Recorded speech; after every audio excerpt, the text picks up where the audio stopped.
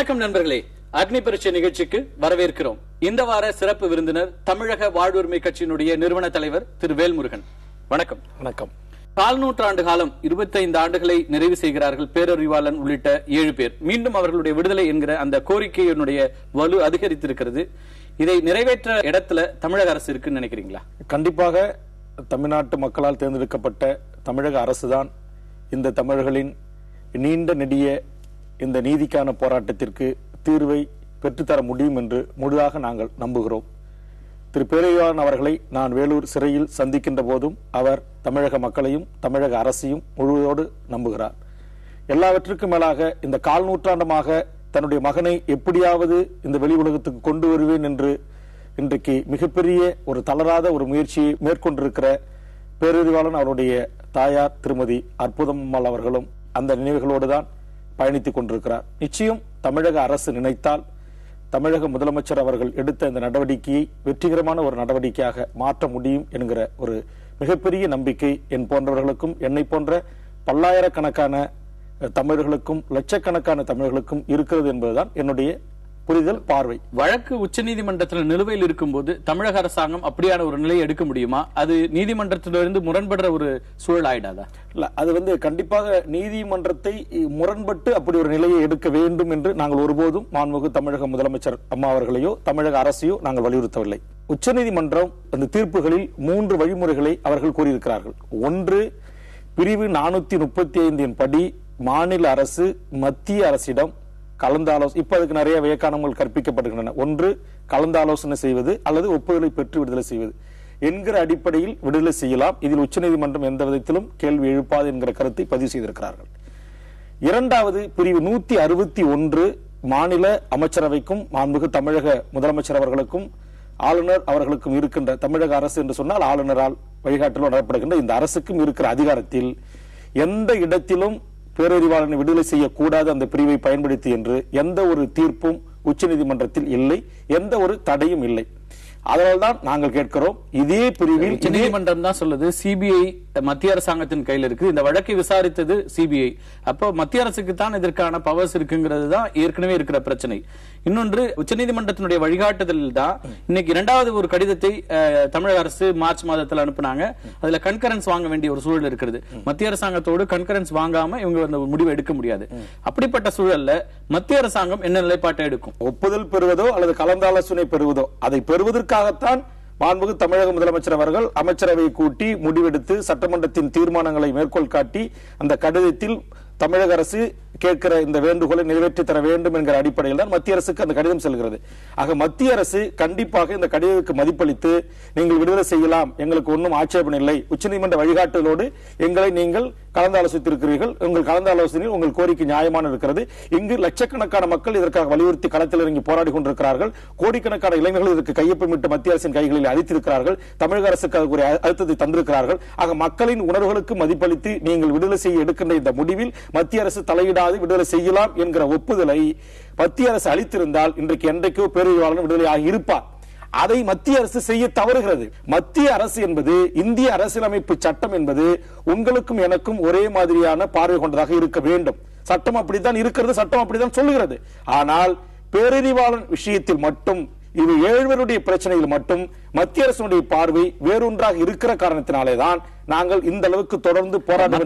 பாரதிய ஜனதா கட்சியை பொறுத்த வரைக்கும் அவங்க சொல்றது, இந்திய இறையாண்மைக்கு எதிராக யார் இருந்தாலும் எங்களுடைய நிலைப்பாடு ஒரே நிலைப்பாடு தான். ராஜீவ்காந்தி படுகொலை அப்படிங்கறத பொறுத்த வரைக்கும் நாங்க பயங்கரவாத செயலாகத்தான் பார்க்கிறோம் அப்படிங்கிற ஒரு கடுமையான நிலைப்பாட்டை அவங்க எடுக்கிறாங்க.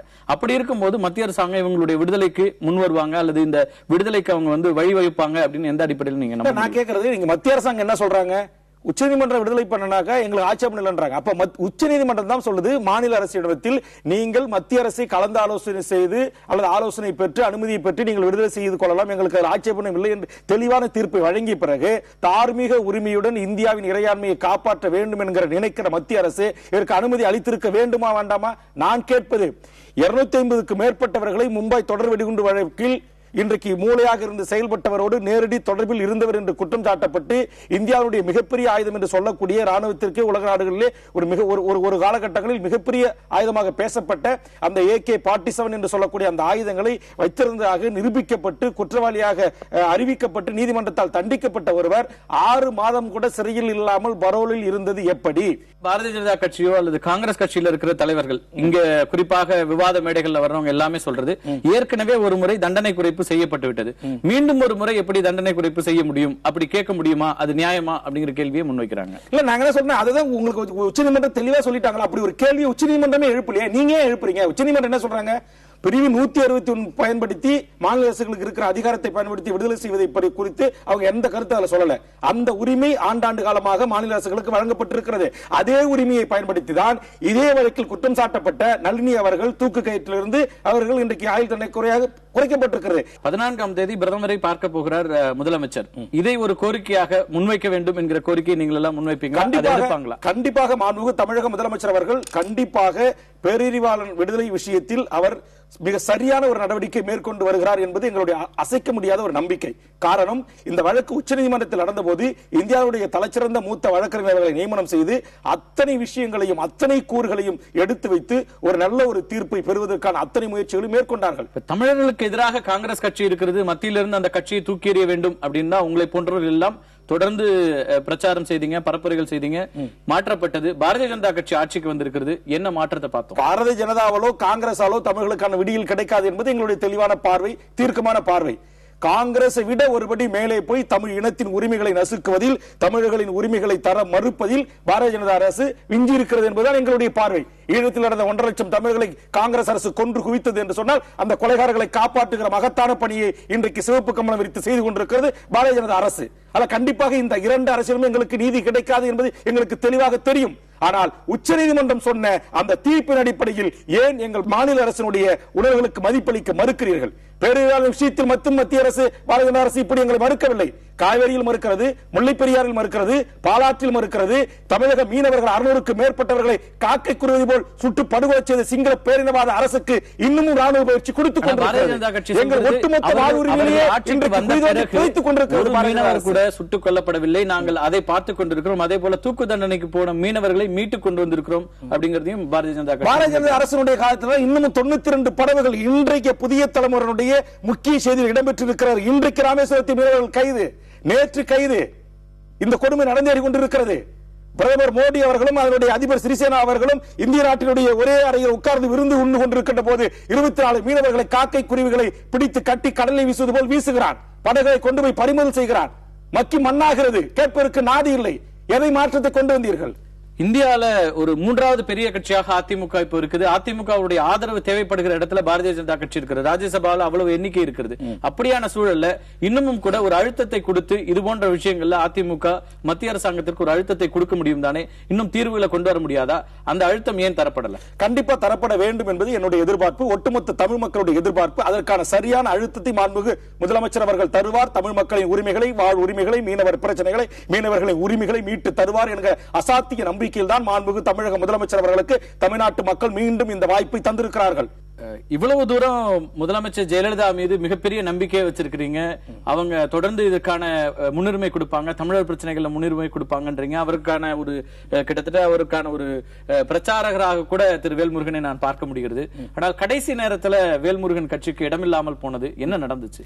இல்ல, அதாவது நான் எனக்கான இடத்தையோ எனக்கான தேர்தலில் நான் வெற்றி பெற்று ஒரு சட்டப்பேரவை உறுப்பினராக உள்ளே செல்வேன் அல்ல செல்ல வேண்டும் என்கிற அபிலாசைகளை காட்டிடும் என் மண்ணுக்காக, என் மக்களுக்காக, என் இனத்திற்காக, என் மொழிக்காக உயிரெழுந்து உணர்வெழுந்து வாழ்ந்து கொண்டிருக்கிற எமது ஈழத் தமிழர்களுடைய மறுவாழ்வுக்காகத்தான் நான் மாண்புமிகு முதலமைச்சர் அம்மா அவர்களோடு கூட்டணியில் இடம்பெற்றேன்.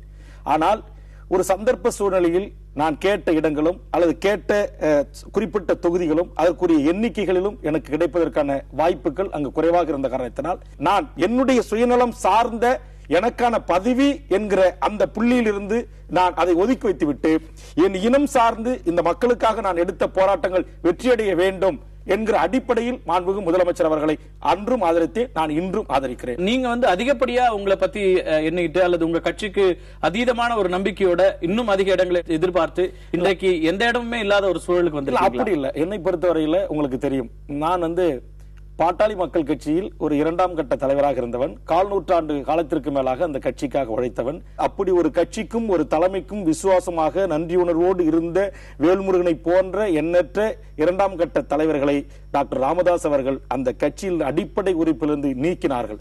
அப்படி என்னை போல் அந்த கட்சிக்காக உழைத்து ரத்தம் சிந்தி வேர்வை சிந்து சிறைக்கு சென்ற சக சட்டப்பேரவை உறுப்பினர்களும் அந்த கட்சியினுடைய முன்னணி தலைவர்களும் என்னுடைய தலைமையை ஏற்றுக்கொண்டு எனக்கும் பின்னால் வந்தார்கள். அந்த வந்தவர்களையும் மாண்புமிகு முதலமைச்சர் அவரிடம் எடுத்து சொல்லி அவர்களுக்கும் உரிய இடங்களை பெற்றுத்தந்து அவர்களோடு சேர்ந்து நானும் சட்டமன்ற உறுப்பினராக சட்டமன்றத்துக்கு செல்ல வேண்டும் என்று நான் ஆசைப்பட்டேனே தவிர மாண்புமிகு முதலமைச்சர் அவரிடத்தில் எனக்கு இருக்கிற கூட்டத்தை காட்டி அல்லது எனக்கு இருக்கிற செல்வாக்கை பயன்படுத்தி எனக்கு எப்படியாவது இடம் தாருங்கள், நானும் எப்படியாவது சட்டமன்றத்துக்கு உள்ளே செல்ல வேண்டும் என்கிற பார்வையோடு புரிதலோடு நான் முதலமைச்சரை அணுகவில்லை. கடைசி நேரத்தில் 20 நாட்கள்ல தனித்து விடப்பட்டுட்டீங்க, கூட்டணி இல்ல அப்படிங்கிற சூழல் வந்த போது கூட மக்கள் நல கூட்டணின்னு ஒரு ஆப்ஷன் இருந்துச்சு. ஏன் நீங்க மக்கள் நல கூட்டணியை எடுத்துக்கல? அவங்க உங்களை சேர்த்துக்கலையா? இல்ல, அந்த மக்கள் நல கூட்டணியில் இருந்த சில தலைவர்கள் அவர்களுடைய கருத்து, அவருடைய முயற்சி, அவருடைய நடவடிக்கைகள் எனக்கு உடன்பாடானது. அதில் எனக்கு மாற்று கருத்து இல்லை. ஆனா அந்த கூட்டணிக்கு தலைமையை ஏற்றிருக்கிற அந்த கூட்டணியின் சார்பாக முதலமைச்சராக அறிவிக்கப்பட்டிருக்கிற திரு விஜயகாந்த் அவர்கள் மீது, அவருடைய நடவடிக்கையின் மீது, அவர் கட்சியின் மீது எனக்கு துளியும் நம்பிக்கை இல்லை. அந்த காரணத்தினால் விஜயகாந்த் அவருடைய தலைமையை ஏற்றுக்கொண்டு அவரை நாங்கள் தமிழ்நாட்டுக்கு முதலமைச்சர் ஆக்குவோம் என்று சொல்லி மக்களிடத்தில் வாக்கு கேட்கிற அந்த தார்மீக உரிமை எனக்கு இல்லை. அந்த உரிமையோடு நான் சென்று மக்களை சந்தித்து வாக்கு கேட்க முடியாது என்கிற காரணத்தினால் நான் தேமுதிக தலைமையிலான அந்த கூட்டணியில் என்னால் இடம்பெற முடியவில்லை. விஜயகாந்த் தலைமையை ஏற்றது அல்லது விஜயகாந்த் முதலமைச்சர் வேட்பாளராக முன்னிறுத்தியதுதான் அந்த கூட்டணியுடைய இந்த தோல்விக்கு காரணம் நீங்க பாக்குறீங்க? கண்டிப்பா என்னுடைய புரிதல், என்னுடைய பார்வை அப்படிதான் இருக்குது. காரணம், இவர்கள் அனைவருமே வேறு நீங்க திரு வைகோ அவர்கள் மீதோ திரு திருமாவர்கள் மீதோ திரு கம்யூனிஸ்ட் தலைவர்கள் மீதோ வேற எந்த ஒரு குற்றச்சாட்டும் நம்ம பெருசா தமிழ்நாட்டில் சொல்லிட முடியாது. இவர்கள் இந்த மொழிக்காக, இந்த இனத்திற்காக, ஈழத்தமிழர் படுகொலைக்காக, பேரிடர் விடுதலைக்காக, காவேரிக்காக, முல்லை பெரியாருக்காக, பாலாற்றுக்காக என்று தமிழ் சமூகத்தின் அத்தனை பிரச்சனைகளிலும் குறைந்தபட்சம் நான் கட்சி தொடங்கி இந்த 4 ஆண்டு காலத்தில் நானும் அவர்களோடு கைகோர்த்து போராடி இருக்கிறேன். பல தளங்களில் பல களங்களில் நாங்கள் தனித்தனியாக போராடி இருக்கிறோம். ஆக வேறு எந்த விதத்திலும் அவர்கள் தமிழ்நாட்டில் மக்களால் விமர்சிக்கப்படக்கூடிய, புறந்தள்ளக்கூடக்கூடிய ஒரு சக்திகளாக அவர்கள் இல்லை. மக்களால் அங்கீகரிக்கப்படக்கூடிய, மக்களுடைய வாழ்வுரிமைக்காக போராடக்கூடிய ஒரு தலைவர்களாகத்தான் இந்த தமிழ் சமூகம் அவர்களை பார்த்தது. உங்களை போன்ற ஊடகங்களும் அப்படித்தான் பார்த்தது. உங்களை போன்ற ஊடகங்களும் அப்படித்தான் அவர்களுக்கான அந்த வெளிச்சத்தை தந்தது. என்றைக்கு இவர்கள் அனைவரும் சேர்ந்து கொண்டு போய் திரு விஜயகாந்த் அவர்கள் தான் எங்கள் அணிக்கு முதலமைச்சர் என்றும் அவர்தான் எங்களுக்கு வழிகாட்டி என்றும் சொன்ன பிறகு நிச்சயமாக தமிழ்நாட்டு மக்கள் அனைவரும் முகம் சுளிக்க ஆரம்பித்தார்கள். விஜயகாந்த் தலைமை ஏற்றதுதான் இதற்கு காரணம், இந்த தோல்விக்கு காரணம் அப்படின்னு சொல்ல முடியாதுன்னு திருமாவளவன் சொல்றாரு. இல்ல, அது கூட்டணி தர்மத்தின் அடிப்படையில் ஒரு கூட்டணி கட்சி தலைவருடைய தலைமையை கண்டிப்பாக திரு திருமா அவர்கள் இன்றைக்கு சொல்ல முடியாது. கண்டிப்பாக காலம் அவர்களுக்கு அதை உணர்த்தும் என்பதுதான் என்னுடைய பார்வை. நீங்க முன்வைக்கிற ஈழம் உள்ளிட்ட விஷயங்களிலும் கூட திரு விஜயகாந்தும் அதே பார்வையோடு இருக்கிறவர். கேட்கிறேன், 1.5 லட்சம் தமிழர்கள் அங்கு படுகொலை செய்யப்பட்டார்கள். இங்கு மாணவர்களும் இளைஞர்களும் வயதானவர்களும் பெற்றோர்களும் இளநீ வீதிகளில் விற்பவர் தமிழர்களும் வீதிக்கு வந்து போராடினார்கள்.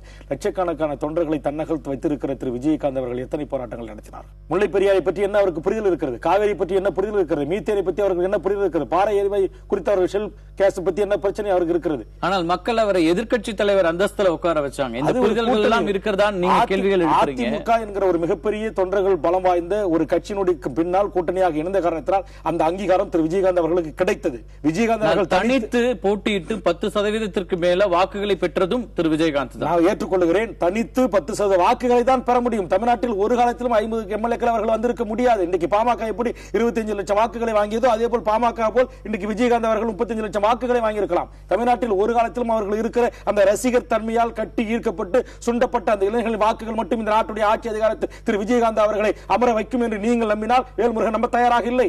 வைகோ நம்பலாம், திரு திருமா அவர்கள் நம்பலாம், வேல்முருகன் நம்ப தயாராக இல்லை.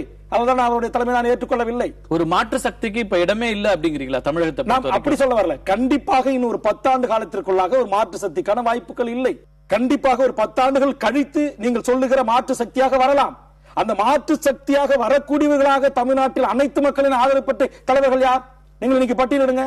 தமிழ்நாட்டில் இருக்கிற இன்றைக்கு மதிமுக வைகோ இன்றைக்கு அவர் இன்னைக்கு தமிழ்நாட்டு மக்கள் இன்னைக்கு எப்படி பேசுறாங்க? இன்னைக்கு பாவம் நல்ல மனிதர், ராசி இல்லாத தலைவர்ன்றான். ராமதாஸ் புரட்சிகரமா அறிக்கை விடுறார், செயல்ல கிடையாது, ஒரு சாதிக்கான தலைவர் என்றான். திரும்ப ஒடுக்கப்பட்ட மக்களின் உரிமைக்காக போராடுகிறார், அவரும் ஒரு தலித் தலைவர் என்று நீங்கள் முத்திரை குத்தப்படுகிறீர்கள். ஆனா அவர் ஒரு தன்னை அந்த இடத்துல இருந்து அந்த அடையாளத்திலிருந்து மீட்டு வேறொரு எல்லைக்கு வந்திருக்கிறார். சமூகம் அங்கீகரித்திருக்கிறார். அதான கேள்வி நான் கேட்கிறேன். இன்னைக்கு பக்கத்துல கேரளாவில் இன்னைக்கு கம்யூனிஸ்டுகள் ஆள முடியுது, மேற்கு வங்கத்தை கம்யூனிஸ்டுகள் ஆள முடியுது. ஒரு அப்பழுக்கற்ற ஒரு பச்சை தமிழ் எங்கள் ஐயா நல்லக்கண்ணு அவர்களால் இந்த நாட்டிலே இன்றைக்கு ஒரு சட்டமன்ற தொகுதியில் இந்த தேர்தலில் போட்டியிட்டு வெற்றி பெற முடியுமா? ஒரு முதலமைச்சர் வேட்பாளராக கூட இன்றைக்கு பரிசீலிக்கப்படாத ஒரு சூழலுக்கு தள்ளப்படுகிறவர்கள் தான் இன்றைக்கு நல்ல அப்பழுக்கற்ற நேர்மையான தலைவர்களாக இருக்கிறார்கள். நாங்கள் இங்க இருக்கிற தமிழ் தேசிய கட்சிகளையோ தமிழ்நாட்டில் மாற்று அரசியலை முன்வைக்கின்ற அரசியல் கட்சிகளையோ அல்லது என்னுடைய சக நண்பர்களையோ நான் முற்றுமுதலுமாக புறந்தள்ளவில்லை.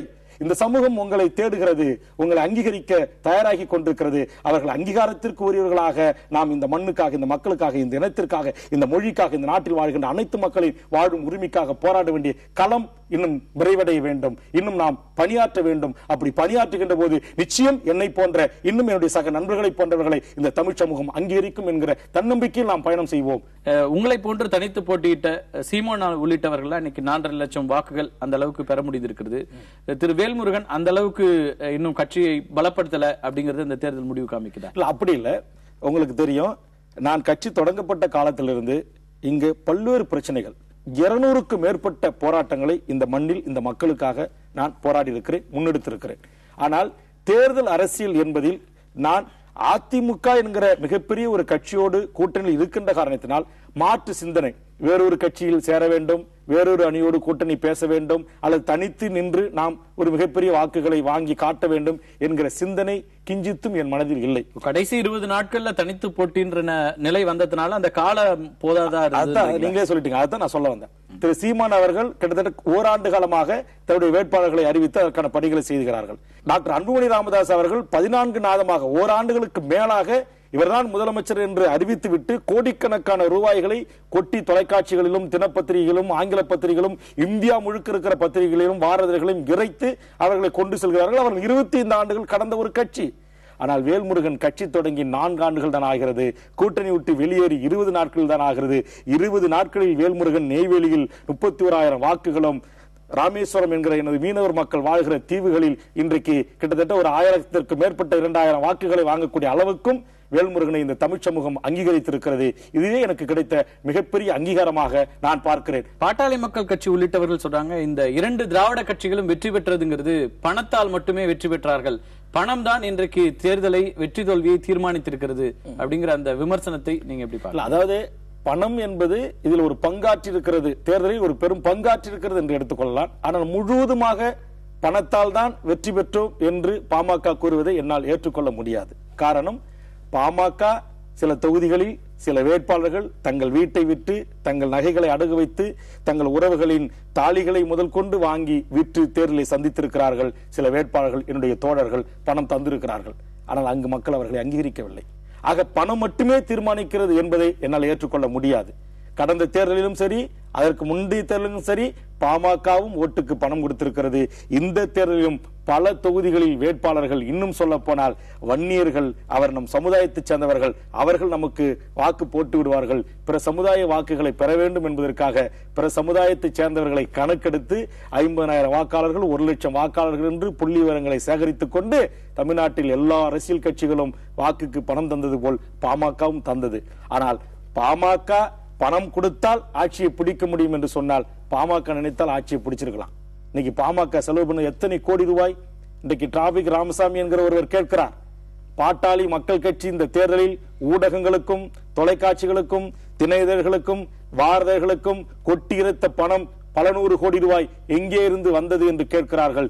இன்று வரையில் மருத்துவர் ராமதாஸ் அவர்களிடத்திலிருந்து பதில் இல்லை. அவர்கள் சொல்றது என்னன்னா, இந்த தேர்தல் மூலமாக 25 லட்சம் வாக்குகளை நாங்க பெற்றிருக்கிறோம், வன்னியர்களுடைய ஒட்டுமொத்த ஒரு வாக்குகள் அவருக்கு கிடைச்சிருக்கு அப்படின்னு எடுத்துக்க முடியுமா? இன்றைக்கு மக்கள் தொலைக்காட்சி, தனக்கென்று பத்திரிகை, இன்றைக்கு இந்தியாவிலே தலைச்சிறந்த தனியார் நிறுவனம் மருத்துவர் அன்புமணி அவர்கள் எப்படி பேச வேண்டும், எப்படி கையசைக்க வேண்டும், எப்படி மேடைகளிலே நடக்க வேண்டும் என்று வகுப்பெடுக்கப்பட்டு ஒரு டிஜிட்டல் உலகமாக இன்றைக்கு ப்ரொஜெக்ட் செய்யப்பட்ட மாற்றம் முன்னேற்றம் என்று அமெரிக்காவில் ஓபாமா அவர்கள் கொண்டு வந்த சுவரொட்டியை முதற்கொண்டு அப்படியே அச்சு பிகழாமல் இங்கு எடுத்து பட்டி தொட்டி எல்லாம் கோடிக்கணக்கான ரூபாய்களை கொட்டி இறைத்து பாமக செலவு செய்ததற்கு கிடைத்த பலன் என்ன? இப்ப திராவிட கட்சிகளால் தான் தமிழகம் வீழ்ந்தது, தமிழகம் ரொம்ப பின்னோக்கி போயிருச்சு, கடுமையான விமர்சனங்களை பல்வேறு கட்சிகள் முன் வச்சாங்க. குறிப்பாக பாட்டாளி மக்கள் கட்சியும் சொன்னது 50 ஆண்டு கால திராவிட ஆட்சிகளை வீழ்த்துவதுதான் எங்களுடைய நோக்கம் அப்படின்னாங்க. ஆனால் மக்கள் அதை நிராகரித்திருக்கிறார்கள் என்று புரிந்து கொள்ளலாமா? கண்டிப்பாக இந்த கருத்தை மக்கள் நிராகரித்திருக்கிறார்கள் என்றுதான் நாம் புரிந்து கொள்ள வேண்டும். காரணம், ஒட்டுமொத்தமாக திராவிட இயக்கங்களால் தமிழ்நாடு சீரழிந்து விட்டது, குட்டிச்சோறாகி விட்டது, இனி இந்த நாட்டை எவராலும் திருத்த முடியாது, இனி இந்த ராமதாஸ் கிழக்கே உதிக்கிற சூரியன் மேற்கே உதித்தாலும் திராவிட கட்சியோடு கூட்டணி இல்லை என்று சத்தியம் செய்த மருத்துவர் ராமதாஸ் தான் சத்தியம் செய்த சில நாட்களுள்ளாவே திராவிட முன்னேற்ற கழகத்தோடு கூட்டணி வைத்தார்கள்.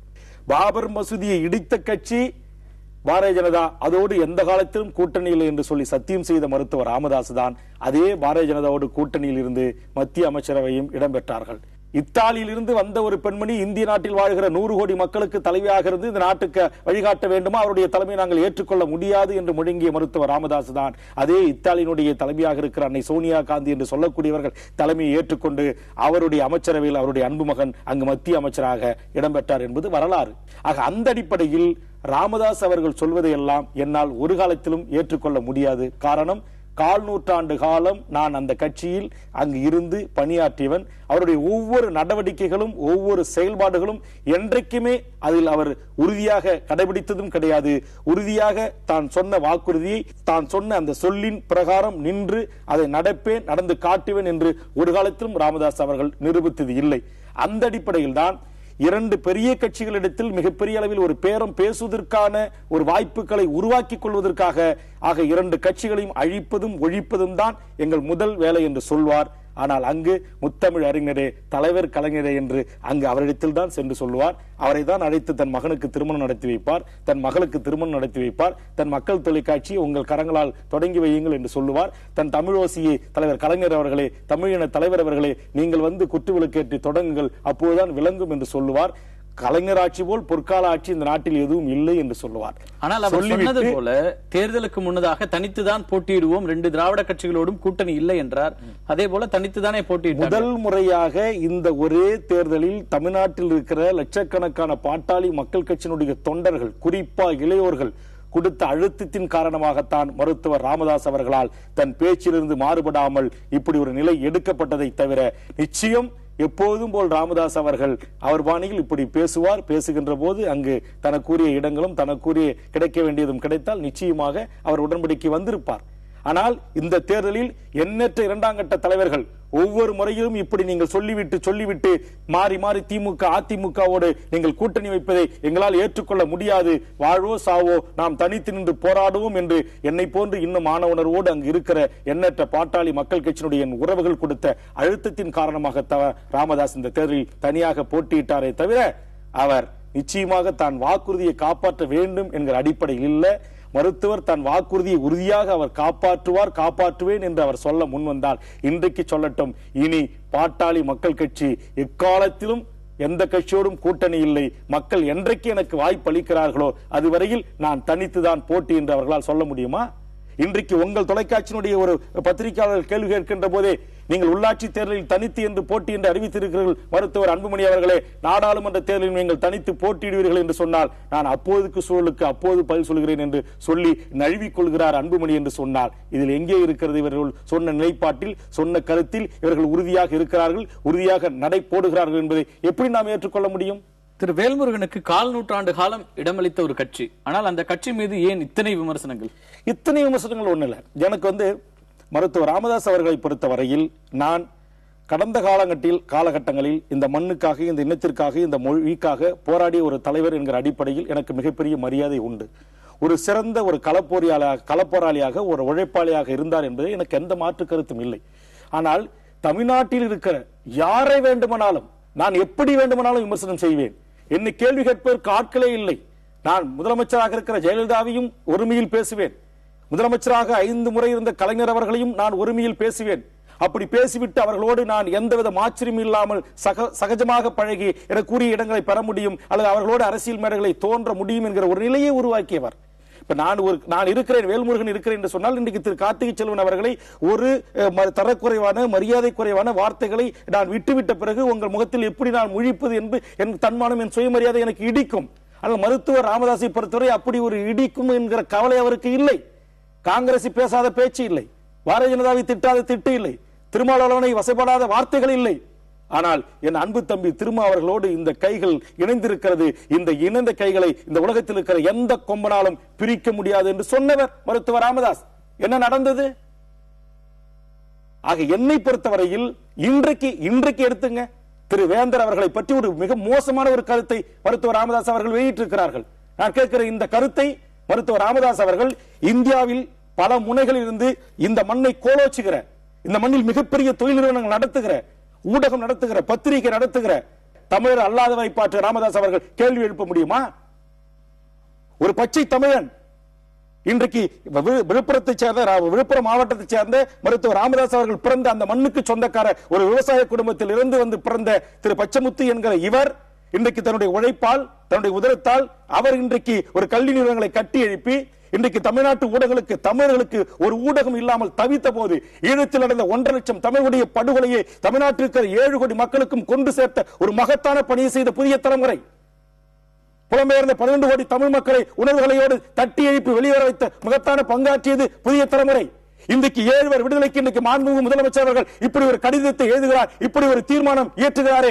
இந்த நீர்பூத்து நெருப்பாக இருந்த இந்த உணர்வுகளை பற்றி எரிய வைத்ததில் தமிழன் என்கிற இந்த புதிய தலைமுறை என்கிற இந்த ஊடகத்திற்கு பங்கு இருக்கிறது. மருத்துவர் ராமதாஸ் அவர்களை பார்த்து நான் கேட்கிறேன், நாளை அம்பானி அவர்கள் தொடங்க இருக்கிற தொலைக்காட்சியை பார்த்து நீங்கள் கேட்பீர்களா? நான் கேட்கிறேன், ஒரு தமிழர் ஒரு மண்ணில் ஒரு தொழிலை தொடங்கி ஒரு இந்திய அளவில் போற்றப்படுகிற ஒரு இந்தியா திரும்பி பார்க்கிற அளவுக்கு கல்வி நிறுவனங்களை நடத்துகிறார். அதில் உங்களுக்கு மாறுபட்ட கருத்து இருக்கலாம், எனக்கு கூட மாறுபட்ட கருத்து இருக்கிறது. அது சொல்வதற்கான ஒரு நாகரிகம் வேண்டாமா? ஏன், இன்னும் சொல்ல போனால் பல்வேறு மூட நம்பிக்கைகளை அவிழ்த்து விடுகின்ற மத்தியில் ஒரு பெண்ணும் கருவறைக்கு சென்று பூஜை செய்யலாம் என்று சொன்ன மேல்மருவத்தூர் பங்காரடிகளார் அவர்களை சைக்கிள் வந்த பரதேசி என்று சொன்னவர் மருத்துவர் ராமதாஸ் அவர்கள். அந்த பரதேசியின் காலை தொட்டு வணங்கிதான் இன்றை தான் மகன் அன்புமணி அவர்களை முதலமைச்சர் ஆக்குவதற்கு அடிகளாருடைய சித்த பீடமும் மேல்மருவத்தூர் ஆதிபரா சக்தியினுடைய பெண்கள் வழிபாட்டு மண்டங்களும் என் மகனை ஆதரியுங்கள், என் மகனுக்கு ஒரு வாய்ப்பு தருங்கள் என்று தாய்ப்பாசம் ஓடோடி கேட்கிறது. ஆக இவற்றையெல்லாம் நீங்கள் சீர்தூக்கி பாருங்கள். இதுதான் ராமதாசனுடைய சுய ரூபம், இதுதான் ராமதாசனுடைய கடந்த கால வாழ்க்கை வரலாறுகள். திரு ராமதாஸ் மீதும் பாட்டாளி மக்கள் கட்சி மீதும் நீங்க கடுமையான விமர்சனங்கள் முன்வைக்கிறீங்க. கூலிப்படையை ஏவி கொலை செய்ய முயற்சித்தார்கள் அப்படின்னு கூட ஒரு குற்றச்சாட்டை நீங்க முன் வச்சீங்க. அவ்வளவு என்ன பெரிய விரோதம் உங்களுக்கு அவருக்கு? அது ஒண்ணு இல்ல, உங்களுக்கு தெரிஞ்சது தானே, தமிழ்நாட்டினுடைய வரலாற்றுல பாட்டாளி மக்கள் கட்சியை உருவாக்கி அந்த கட்சிக்கு தலைவராக இருந்த பேராசிரியர் தீரன் வெளியேற்றப்பட்டார். தனியாக இன்னைக்கு தமிழ் பாமக ஆரம்பிச்சார், நடத்த உடல பல முறை கொலைவெறி தாக்குதல்கள், வெடிகுண்டு வீசல்கள். பாமகவிலிருந்து வெளியேற்றப்பட்ட மிகப்பெரிய ஒரு அரசியல் அறிவாளி என்று போற்றப்பட்ட பண்டூட்டியார் மக்கள் நல உரிமை கழகம் என்று கட்சியை தொடங்கினார். ராமதாஸ் கும்பல்களால் தாக்கப்பட்டார். இன்றைக்கு அவர் வீட்டில் 2 முறை அசோக் நகரில் வெடிகுண்டு வீசப்பட்டது. பாமக பிரமுகர் மீது கொலை முயற்சி வழக்கு பதிவு செய்யப்பட்டது. ஆனால் இன்றைக்கு அவர் கட்சி நடத்த முடியவில்லை. வன்னியர் சமூகத்திலே பிறந்த திரு கூத்தப்ப படையாச்சியுடைய மகன் திரு வாழப்பாடி ராமமூர்த்தி அவர்கள் தனியாக கட்சி தொடங்கி நடத்தினார், நடத்த விடவில்லை. திரு ஜெகத்ரட்சகன் அவர் இன்றைக்கு வன்னியர் சிங்கங்கள் என்று ஒரு அமைப்பு உருவாக்கி ஒரு கட்சி நடத்தினார், கட்சி நடத்த விடல, தாக்கப்பட்டார், மண்டை உடைந்தப்பட்டது. பூத்தா இளங்கோவன் கட்சி தொடங்கினார், நடத்த முடியவில்லை. பூத்தா அருள்மொழி கட்சி தொடங்கினார், நடத்த முடியவில்லை. வன்னியடிகளார் கட்சி நடத்தி தொடங்கினார், நடத்த முடியவில்லை. எத்தனையோ தலைவர்கள், சி என் ராமூர்த்தி கட்சி தொடங்கினார், கட்சி நடத்த முடியவில்லை. இப்படி என்எட் சா சுப்பிரமணிய ஐஏஎஸ் தமிழ்நாட்டுடைய சீஃப் செக்ரட்டரி ஓய்வு பெற்றவர் கட்சி தொடங்கினார், சங்கம் தொடங்கினார், நடத்த முடியவில்லை. ஆக இவர்கள் அனைவரையும் ஏதோ ஒரு விதத்தில் மிரட்டி உருட்டி வன்னியர் சமூகத்திற்கு தான் தான் அத்தாரிட்டி என்று பட்டா போட்டு கொடுத்திருப்பது என்பது போல ஒரு தோரணையை தமிழக மக்களிடத்திலே உருவாக்கி தான் தான் அதற்கான நிறுவனர், தான் தான் தலைவர், தான் தான் எல்லாம் என்று நிலையில் இருந்த மருத்துவர் ராமதாஸ் அவர்களின் தவறுகளை தோலுரித்து காட்டியவன் முதலில் வேல்முருகன். ராமதாஸ் என்கிற பாட்டாளி மக்கள் கட்சி நிறுவனர், அவர் தொடங்கிய அந்த வன்னியர் சங்கத்தினுடைய போராட்டத்தில் 1987 இந்த செப்டம்பர் திங்களில் நடைபெற்ற இடஒதுக்கீட்டு போராட்டத்தில் உயிர்நீத்த 21 வன்னியர் குடும்பங்களை மக்கள் தலைவர் என்று சொல்லக்கூடிய மக்கள் காவலர் மருத்துவர் ராமதாஸ் அவர்கள் வாழ வைத்தது எத்தனை குடும்பங்களை என்று வேல்முருகன் தான் கேள்வி எழுப்பினார். வேறு எவரையும் இவர்கள் கேள்வி எழுப்ப அனுமதிக்கவில்லை. அதை அத்தனையும் உடைத்து நொறுக்கியவன் வேல்முருகன். இத்தனை தலைவர்களை பட்டியலிட்டீங்க, இவங்க எல்லாம் மக்களுடைய ஆதரவை பெறாமல் ஒருவேளை அவங்க வந்து ஒரு கட்சியை தொடர முடியாமல் போயிருக்கலாம். அதுக்கெல்லாம் திரு ராமதாஸ் தான் பொறுப்பு அப்படின்னு எந்த அடிப்படையில குற்றம் சாட்டலாம்? எந்த அடிப்படையில்னா ஒவ்வொரு தலைவர்களும் தாக்கப்பட்டதில் பாட்டாளி மக்கள் கட்சி நிறுவனர் உள்ளிட்ட அந்த கட்சியினுடைய முன்னணி தலைவர்கள் மீது வழக்கு இருக்கிறது, நீதிமன்றத்தில் வழக்கு இருக்கிறது. மருத்துவர் ராமதாஸ் அவர்களை திண்டிவனத்தினுடைய நகர SIS என்று சொல்லக்கூடிய SSS என்று சொல்லக்கூடிய ஒரு அமைப்பு நகர அமைப்பாளராக போட்டவர் திரு AK நடராஜன் அவர்கள் இன்றைக்கு தாக்கப்பட்டு அவர் இன்னமும் வீட்டில் கோமா ஸ்டேஜில் தான் இருக்கிறார். வேல்முருகன் கட்சி விட்டு நீக்கப்பட்ட பிறகு, கட்சி தொடங்கிய பிறகு நான் அரியலூர் மாவட்டத்துக்கு ஒரு நிகழ்ச்சிக்கு செல்கின்ற போது அங்கு காடுவெட்டி குரு அவர்கள் ஏவப்பட்ட ராமதாஸ் அவர்கள் அனுப்பி வைக்கப்பட்ட அந்த கூலிப்படை என் மீது கொலைவெறி தாக்குதல் நடத்தியதா இல்லையா? வழக்கு இருக்கிறது, காவல்துறை செய்த வீடியோ கிளிப்பிங் இருக்கிறது, என்னிடத்தில் அதற்கான ஆவணங்கள் இருக்கிறது. தருமபுரி மாவட்டத்தில் கம்பநல்லூரில் நான் கொடியேற்ற சென்ற போது அங்கு வழிமரத்தை பெங்களூரிலிருந்து வரவழைக்கப்பட்ட கூலிப்படையை கொண்டு என் மீது கொலைவெறி தாக்குதல் நடத்தப்பட்டதா இல்லையா? திரு வேல்முருகன் இத்தனை குற்றச்சாட்டுகளை முன்வைக்கிறீங்க. ஆனால் இதற்கெல்லாம் பிறகுதான் ராமதாஸ் அவர்களுக்கும் அவருடைய கட்சிக்கும் இத்தனை பேர் வாக்களிச்சிருக்கிறாங்க. ஒரு மிகப்பெரிய சமூகம் வன்னியர் சமூகம். இந்த வன்னியர் சமூகத்திற்கான வாக்காளர்கள் என்பது கிட்டத்தட்ட அவங்க பாட்டாளி மக்கள் கட்சி சொல்வது, மருத்துவர் ராமதாஸ் சொல்வது 2.5 கோடி பேர். நான் என்ன சொல்றேன்னா ஒரு 50 லட்சத்து பேரை கூட விட்டுருங்க. 2 கோடி மக்களில் ஒரு 22 லட்சம் வாக்குகள் என்பது மிகப்பெரிய வாக்குகள் அல்ல. நான் ஏற்கனவே முன்னாடியே குறிப்பிட்ட 6.5% வாக்குகள் வாங்கியது அன்றைய பாப்புலேஷன், அன்றைய மக்கள் தொகையில், அன்றைய வாக்களித்ததுல. ஆனா இன்னைக்கு அவர்கள் வாங்கியிருக்கிற வாக்கு சதவீதம் என்பது பாருங்க. இரண்டாவது, நான் சொன்ன இந்த தலைவர்கள் யாரும் இன்றைக்கு ராமதாஸோடு இல்லை. ராமதாஸோட அப்பப்ப வர்ற இந்த இளைஞர்கள், மாணவர்கள், அவர்களுக்கு இவருடைய கடந்து வந்த பாதை தெரியாது. இன்றைக்கு இருக்கிற தமிழ்நாட்டினுடைய சமூகத்தில் ஒரு சாதிய உணர்வு ஊட்டப்பட்டு ஒரு சாதியின் பெயரால் ஈர்க்கப்பட்ட ஒரு சிறு கூட்டம் மருத்துவர் ராமதாஸ் அவர்களை ஆதரிக்கிறது. அதில் நான் மாற்று கருத்து சொல்லவில்லை. அந்த சிறு கூட்டம் கல்வி பெற்று மேலோங்கி படிப்பு தெரிந்து வெளி உலகம் தெரிந்து வருகின்ற போது ராமதாசனுடைய சுயரூபத்தை தெரிந்து கொள்கிறார்கள். எப்படி தெரிந்து கொள்கிறார்கள்? வேல்முருகன் வைத்த கேள்வியின் மூலமாக தெரிந்து கொள்கிறார்கள். இடஒதுக்கீட்டு போராட்டத்தில் 21 உயிர்கள் பலியாகியதே அந்த 21 குடும்பங்களுக்கு வெறும் 10 லட்சம் ரூபாயில் ஒரு வீடு கட்டி கொடுங்கள் மருத்துவர் ஐயா என்று வேல்முருகன் கேட்டதற்காக வெளியேற்றப்பட்டான். இன்றைக்கும் அந்த 21 குடும்பங்களும் இன்றைக்கு நட்டநடு வீதியில் குடிசையில் வாழ்ந்து கொண்டிருக்கிறார்கள். உங்கள் மக்கள் தொலைக்காட்சியில் ஒரு வேலை இல்லை. உங்கள் தமிழரசு நிறுவனத்தில் அந்த குடும்பத்தைச் சேர்ந்த ஒரு பிள்ளைக்கு ஒரு இரவு காவலர் பணி கூட நீங்கள் வழங்கவில்லை. தொடர்ந்து 11 ஆண்டு காலம் மத்திய சுகாதாரத்துறை அமைச்சராக நாம் இருந்தோம் ஐயா. ஆனால் ஒரு முறை கூட அந்த குடும்பத்தின் பிள்ளைகளுக்கு நாம் மத்திய அரசு பதவிகளிலோ மாநில அரசு பதவிகளிலோ நாம் அந்த வேலையை பெற்றுத்தரவில்லை ஐயா. இந்த குற்ற உணர்வு தான் ஒட்டுமொத்த வன்னியர்களாலும் நாம் புறக்கணிக்கப்படுகிறோம். அதனால்தான் நாடாளுமன்ற தேர்வில் தோற்றோம், சட்டமன்ற தேர்தலிலே தோற்றோம், உள்ளாட்சி தேர்தலிலே தோற்றோம். இந்த தொடர் தோல்விக்கு இதுதான் காரணம் என்று நான் எடுத்து சொன்னேன். ஆனால் நீங்க இவ்வளவு குற்றச்சாட்டுகளை வைக்கிறீங்க. அந்த மக்களுடைய வளர்ச்சிக்காக, கல்விக்காக தான் ஒரு பல்கலைக்கழகத்தையே உருவாக்கி இருக்கிறோம். ஒட்டுமொத்த மக்களுடைய பங்களிப்போடு, வன்னியர்களோட பங்களிப்போடு ஒரு பல்கலைக்கழகத்தை உருவாக்கி இருக்கிறார். அந்த பல்கலைக்கழகத்துல படிச்சு இந்த சமூகத்திற்காக வெளியே வந்தவர்கள் எத்தனை ஆயிரம் பேர் ஒரு வெள்ள அறிக்கை கொடுக்க சொல்லுங்க. திரு ஸ்டாலின் அவர்கள் என்னோடு மேடையில் ஒரே நேருக்கு விவாதத்துக்கு தயாரா என்று கேட்கிறாரே மருத்துவர் அன்புமணி அவர்கள், மருத்துவர் ராமதாஸ் அவர்கள். நான் கேட்கிறேன், அந்த வன்னியர் கல்வி கோயில் அறக்கட்டளையில் வன்னியர்கள் எத்தனை குடும்பத்தை சேர்ந்தவர்களை படிக்க வைத்து பட்டம் கொடுத்து வெளியே அனுப்பீர்கள்? ஒரே மேடையில் வேல்முருகனோடு விவாதிக்க வருகிறீர்களா? கார்த்திக் செல்வன் நடுவராக இருந்து நடத்துங்கள். எத்தனை குடும்பங்களுக்கு நீங்கள் என்ன சொன்னீங்க? அறக்கட்டளை ஒருக்கும்போது உலகத்தில் வாழ்கின்ற அனைத்து வன்னியர்களுக்கும் சொந்தமான கல்வி கோயில், ஆளுக்கு ஒரு செங்கலை எடுத்து வாருங்கள் என்று சொன்னீர்கள். எடுத்து வந்து தந்தார்கள். வெளிநாடுகளில் கடல் கடந்து தன் தாலியை விட்டு, அயர்னா கொடியை விட்டு, அண்டா குண்டான்களை அடகு வைத்து வெளிநாட்டில் சென்று வேலை செய்தவன் கூட அங்கிருந்து உண்டியில் வசூல் செய்து அனுப்பி வைத்த அந்த தொகையை நீங்கள் கட்டி எழுப்பப்பட்ட அந்த கல்லூரிகளுக்கு யாருடைய பெயரை வைத்தீர்கள்? வேல்முருகன் என்ன கேட்டான்? இடஒதுக்கீட்டில் மார்பு காட்டி நீத்து ரத்தத்தை நாக்கால் நக்கி துடித்து செத்த அந்த மாவீரர்களின் பெயரை வையுங்கள் ஐயா என்று கேட்டதை தவிர வேல்முருகன் என்ன தவறு செய்தான்? யார் பெயர் வைக்கப்பட்டது? சரஸ்வதி ராமதாஸ் கலை அறிவியல் கல்லூரி என்ற பெயர் இருக்கிறதா இல்லையா? மாவீரன் தேசிங்க பேர் இருக்கிறதா? பாப்பனப்பட்ட ரங்கநாத கவுண்டர் பேர் இருக்கிறதா? சித்தானி ஆறுமுகம் பேர் இருக்கிறதா? கயத்தூர் முத்து பேர் இருக்கிறதா? கயத்தூர் தாண்டவநாயர் பேர் இருக்கிறா? யார் பேர் இருக்கிறது? உங்கள் மனைவி பெயர் இருக்கிறது. வன்னியர் சங்கத்துடைய மேனேஜிங் ட்ரஸ்ட் யாருடைய குடும்பம்? ராமதாஸ், ராமதாஸ் மகன், ராமதாஸ் மகள், ராமதாஸ் மனைவி, ராமதாஸ் மருமகன். இதுதான் வன்னியர்கள் சொத்தா? இதற்காகத்தான் உடலை சிந்தி, ரத்தம் சிந்தி, வேர்வை சிந்தி, உடைத்து ஓடாய் தேய்ந்து ஒவ்வொரு கல்லையும் கொண்டு வந்து அந்த கல்வி கோயிலை நாங்கள் உருவாக்கினோமா?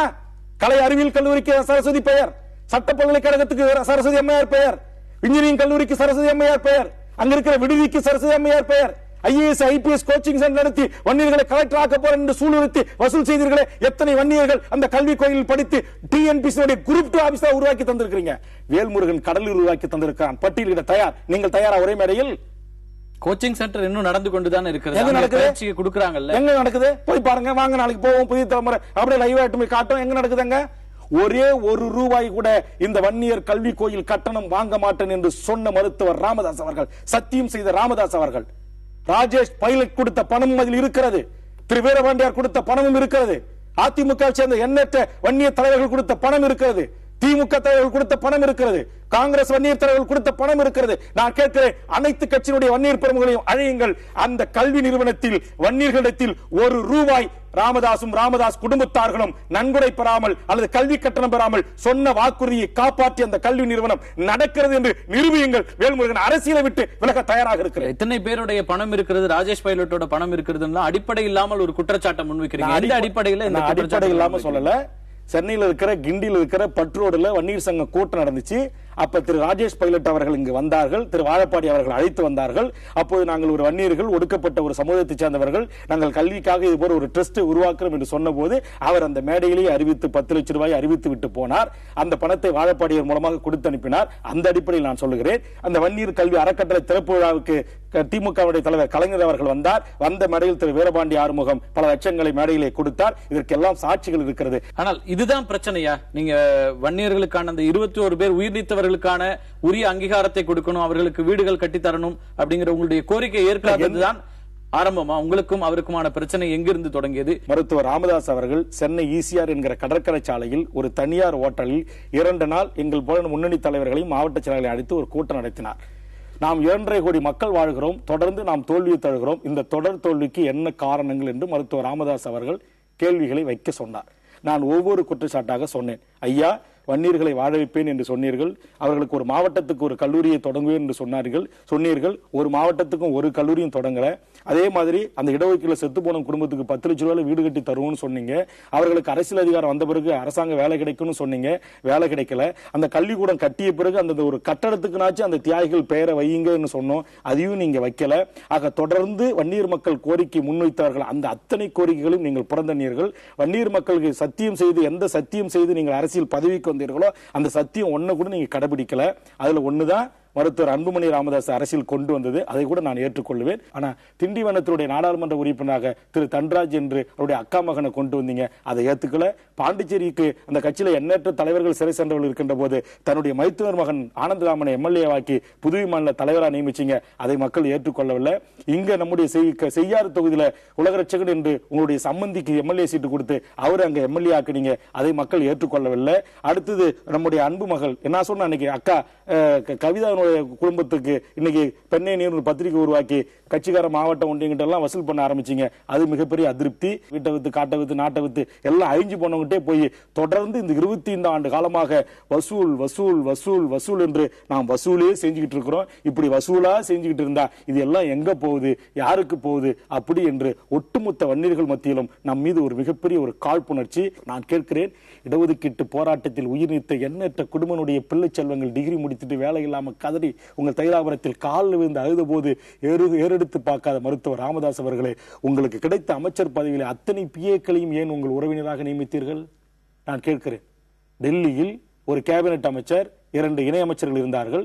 அத்தனை உதவியாளர்களும் உங்கள் ரத்த உறவுகள், உங்கள் சொந்தக்காரர்களை நியமித்தீர்கள். நான் கேட்கிறேன், இந்த கட்சிக்காக, இந்த ஜாதிக்காக சிறை சென்றவர்கள், குண்டுகளை மார்பலை சுமந்தவர்கள், இன்றைக்கும் குண்டாசி NSA வழக்குகளை சந்தித்த எண்ணற்ற தியாகத்தின் பிள்ளைகள் இன்றைக்கு வேலை இல்லாமல் ஒரு மாற்று உடைக்கு வழி இல்லாமல் தவித்தார்களே, அந்த பிள்ளைகளுக்கு அந்த வாய்ப்பை ஏன் வழங்கவில்லை?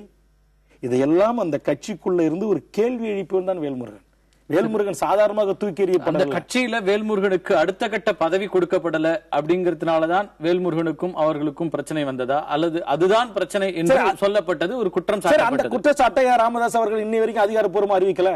நாளைக்கு கார்த்திக் போய் வேல்முருகனை ஏன் அந்த கட்சியில் அடிப்படை உறுப்பினர் நீக்கினீங்க அப்படின்னு கேட்க சொல்லுங்க, அதுக்கான காரணத்தை சொல்ல சொல்லுங்க. ஒரே ஒரு குற்றச்சாட்டை மேல சொல்ல சொல்லுங்க. நீங்க சொல்றீங்க திரு ராமதாஸ் அவருடைய குடும்பத்துல அவருடைய சுற்றத்தாருக்கு தான் இடங்கள் கொடுத்தாரு, MP சீட்டு கொடுத்தாரு, மற்ற இடங்கள் கொடுத்தாருன்னு சொல்றீங்க. முதல் முறையாக ஒரு அமைச்சர் வாய்ப்பு வந்த போது ஒரு தலித் ஒருவருக்கு தானே பாமக அந்த வாய்ப்பை கொடுத்துச்சு. அதான் சொல்றேன், அதெல்லாம் தலித் ஒருவருக்கு கொடுத்தீங்க. அப்புறம் அந்த தலித் ஏன் எங்க காணாம போனாரு, என்ன விஷயம், என்ன எதனால வெளியேறினார் அவரு? தலித் நான் சொல்றேன், இன்னைக்கு இந்த தொலைக்காட்சியில சொல்றேன், தலித் எழில்மலை என்னுடைய நாலேஜ் இல்லாமல் ஒரு மிகப்பெரிய தொகையை ஓராண்டு காலத்தில் சுருட்டி கொண்டு ஓடிவிட்டார் என்று சொல்லி அவரை கட்சி விட்டு நீக்கினீங்க. அப்ப ஓராண்டு காலத்திலேயே பல்லாயிரம் கோடிகளை சுருட்டிக்கிட்டு ஒரு கட்சியில இருந்த ஒரு அமைச்சர், அது துணை அமைச்சரா இருந்து ஓடி விட்டார்னா அதற்கு பிறகு தொடர்ந்து 10 ஆண்டு காலமா அந்த துறைக்கு அமைச்சராக இருந்த உங்களிடம் எத்தனாயிரம் கோடிகள் இருந்ததுன்னு இன்னைக்கு அப்பாவி பாட்டாளி மக்கள் கட்சி தொண்டனும் வன்னியனும் கேட்கறான. இதற்கு என்ன பதில் மருத்துவர் ராமதாஸ் ஐயா அவர்களே? இதுக்கு என்ன பதில்? நான் கேட்கிறேன், இன்னைக்கு இந்த பாட்டாளி மக்கள் கட்சி தொடர்ந்து 11 ஆண்டு காலம் மத்திய நாட்டில் இருக்கிற இந்திய நாட்டில் இருக்கிற மத்திய சுரங்கத்துறை அமைச்சர், தொடர்ந்து சுகாதாரத்துறை அமைச்சர், இன்றைக்கு நீங்கள் சொல்லுகிற இந்த குற்றச்சாட்டு என்பது உங்களை பார்த்து இன்றைக்கு மற்றவர்கள் கேள்வி எழுப்புகிற போது நீங்கள் ஏன் பதில் கூற மறுக்கிறீர்கள்? நீங்க முதலமைச்சர் மீது வழக்கு இருக்கு, திராவிட கட்சி மீது வழக்கு இருக்கு, திமுக மேல ஸ்பெக்ட்ரம் வழக்கு இருக்கு, அம்மா மேல சொத்து குவிப்பு வழக்கு இருக்கு. நீங்க இன்னைக்கு அன்புமணி, என்னுடைய மதிப்பிற்குரிய, நான் மூச்சுக்கு 300 முறை வருங்கால தமிழகத்தின் வரலாற்று நாயகன் என்று சொன்ன எங்கள் மருத்துவர் சின்னையா அவர்களும் இன்றைக்கு உச்சநீதிமன்றத்தில் இன்றைக்கு வழக்கை சந்தித்துக் கொண்டிருக்கிறார்கள். அது என்ன வழக்கு? அது ஊழல் வழக்கு இல்லையா? சட்டத்துக்கு புறமா மருத்துவக் கல்லூரிக்கு அனுமதி கொடுத்ததால் மத்திய அரசால் போடப்பட்ட வழக்கு இல்லையா அது? அப்புறம் இன்னொன்னு சொன்னீங்க ஐயா, ஈழத்தமிழருக்காக 7 ஆண்டு அல்ல 70 ஆண்டு இந்த ராமதாஸ் சிறைக்கு செல்வான் என்று சொன்னீர்கள். எனக்கு பின்னால் என் மகன் செல்வான் என்று சொன்னார்கள். என் மகனுக்கு பின்னால் என் பேரன் செல்வான் என்று சொன்னீர்கள். என் பேரனுக்கு பின்னால் என் கொள்ளு பேரனும் இந்த பிரச்சனையை கையில் எடுத்து போராடி சிறை செல்வான் என்று சொன்னீர்களே ஐயா. 1.5 லட்சம் தமிழர்கள் அங்கு படுகொலை செய்யப்பட்டார்கள். நம்முடைய சின்னையாதாயா மத்திய அமைச்சரா இருக்கிறாரு, ராஜினாமா செய்ய சொல்லுங்க ஐயான்னு சொன்னான் வேல்முருகன்.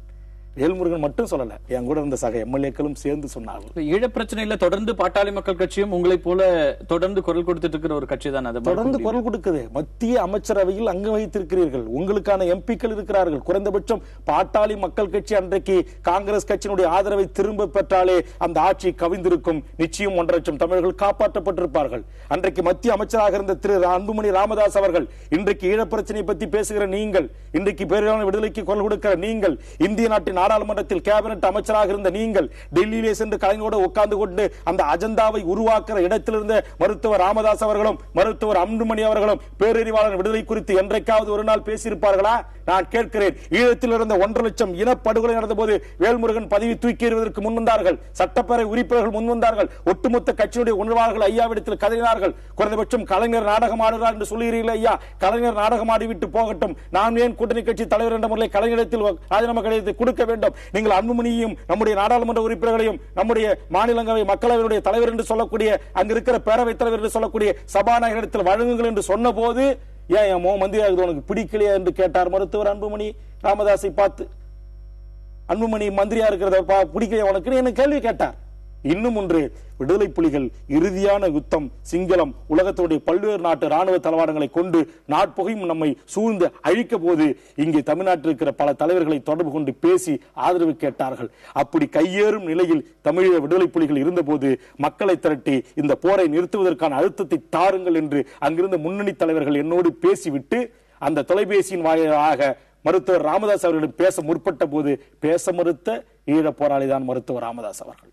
கட்சியிலிருந்து நீக்கப்பட்டதுனால நீங்க முன்வைக்கிற குற்றச்சாட்டுகள் அப்படின்னு ஏன் இதெல்லாம் சொல்லக்கூடாது? இத்தனை விஷயங்களை முன்வைக்கிறீங்க. இது உங்கள் மீதான அந்த நடவடிக்கையினால நீங்க என்ன நான் சொல்றேன், நான் தான் சொல்றேன், அப்படி இது பொய் அப்படின்னு நாளைக்கு வர சொல்லுங்க, மருத்துவர் ராமதாஸ் ஐயா வர சொல்லுங்க, வந்து என்னோட நேருக்கு நேரம் விவாதம் பண்ண சொல்லுங்க. மருத்துவர் அன்புமணி அவர்கள் நேருக்கு நேரம் விவாதம் பண்ண சொல்லுங்க. நான் கேள்வி எழுப்புறேன். இதையெல்லாம் வேல்முருகன் கேட்டானா இல்லையா? இதையெல்லாம் நிர்வாக குழுல கேள்வி எழுப்பினானா இல்லையா? நான் ஆதாரப்பூர்வமா சொன்னேங்க, ஒவ்வொரு விஷயத்திலையும் சொன்னேன். நான் எனக்கு இந்த பொய் பேசுறது புறம் பேசுறது எனக்கு பிடிக்காது. என்னை பொறுத்தவரையில் உண்மைக்காக, நேர்மைக்காக, இந்த இனத்திற்காக, இந்த இனத்தின் விடுதலைக்காக, குறிப்பாக தமிழீழ ஈழ விடுதலை போராட்டம் வெல்ல வேண்டும் என்பதற்காக எண்ணற்ற தியாகங்களை செய்தவன் வேல்முருகன். அந்த அடிப்படையில் நான் பேசுகிறேன். என்னுடைய பேச்சில் நான் சொன்ன கருத்தில் ஒன்று இது பொய்யானது, இது உண்மைக்கு மாறானது எனது மருத்துவர் அன்புமணி அவர்களாலோ மருத்துவர் ராமதாஸ் அவர்களாலோ நிரூபிக்க சொல்லுங்கள். இந்த கட்சியை கலைச்சிட்டு நாளைக்கே ராமதாஸ் ஐயாட்ட போய் ஐயா என்ன மன்னிச்சிருங்க, நான் சரண்டர் ஆயிடுறேன். புலிகளின் தரப்பில் இருந்து அரசியல் பிரிவு பொறுப்பாளர்கள் பேசிய தொலைபேசியை நான் ஐயாவிடத்தில் ஈட்டிய போது என்ன நடந்தது என்பது ஜி.கே. மணி சாட்சியாக இருக்கிறார். அவர் பிள்ளை மீது சத்தியமிட்டு மறுக்க முடியுமா? பேசியவர் நடேசன், கொடுத்தவன் வேல்முருகன், மருத்துவர் ராமதாஸ். ஜி.கே. மணி மறுக்க முடியுமா? வாங்கி தொலைபேசியை பேசியவர் ஜி.கே. மணி. இன்றைக்கும் இந்திய நாட்டு அரசாங்கம் நினைத்தா நாளைக்கு அந்த பதிவு எடுக்க முடியும். எப்படி இல்லைன்னு சொல்ல முடியும்? அன்பு கட்சியினுடைய தலைவராக இருந்த ஜி.கே. மணி பேசினார். ஆனால் மருத்துவர் ராமதாஸ் தொலைபேசியை வாங்க மறுத்தார்.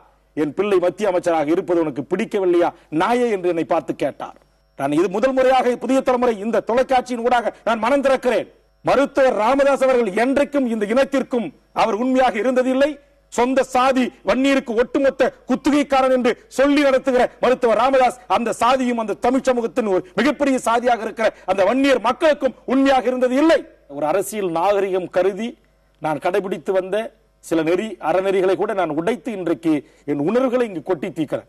இது ராமதாஸ் மீதோ மருத்துவர் அன்புமணி மீதோ அந்த குடும்பத்தார் மீதோ ஒரு பழி சுமத்த வேண்டும் என்பதற்காக அல்ல.